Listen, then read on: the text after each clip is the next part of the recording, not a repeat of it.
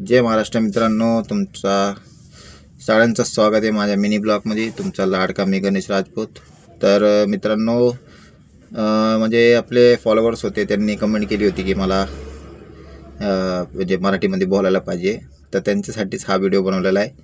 तर मित्रांनो, टॉपिक असा आहे की बघा की आपल्या भागातले जे स्कूल रस्ते, तर ते लोक आपली म्हणजे कचरा बिचरा टाकतात, ते मला चुकीचं वाटतं.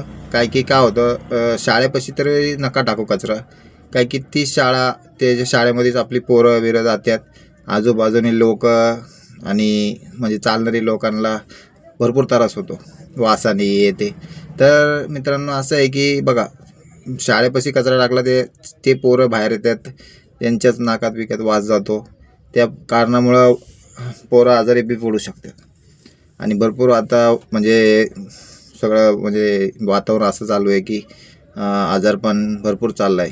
तर लहान पोरं तरी त्या गोष्टीमध्ये म्हणे का आजारी पडतातच. तर मित्रांनो, तुम्हाला बोलायचं असं आहे की तुम्ही थोडं हे घ्या की आपल्या भागातल्या जे बी कचऱ्याच्या गाड्या असतात, त्या गाडीतच कचरा टाका. तुम्हाला माझ्या नम्र विनंती आहे की तुम्ही अगर स्वच्छता ठेवली तर थोडं लोक बी आजूबाजू तुमची स्वच्छता ठेवतात. आणि आपल्या घरापाशी स्वच्छता ठेवल्यानंतर दुसऱ्यांच्या घराचे इथं बी स्वच्छता ठेवा. काय की लोक बाहेरून बी आपल्या इथं भरपूर असतात आलेले आहेत.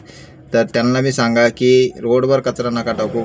तुमच्या भागातले कुठले बी म्हणजे असं भरपूर ठिकाणी मी फिरलो आहे, तर भरपूर ठिकाणी मला असं वाटते की कचरा रोडवर शाळेपाशी नका म्हणजे टाकल्यानंतर असं वाटते की का लोक असं करतात. तर मी शाळांना विनंती करतो की रोडवर फक्त कचरा नका टाकू आणि शाळेपाशी तर बिलकुल नका टाकू. काय की तीच पोरं, तुमची पोरं बी त्या शाळेतच असतात, तर तुमच्या पोरांना बी तोच त्रास आहे आणि ते येणं जाण्याला बी त्रास होतो. तर माझ्याकडून तुम्हाला नम्र विनंती आहे की तेवढं फक्त तुम्ही लक्षात राहू द्या. जय महाराष्ट्र.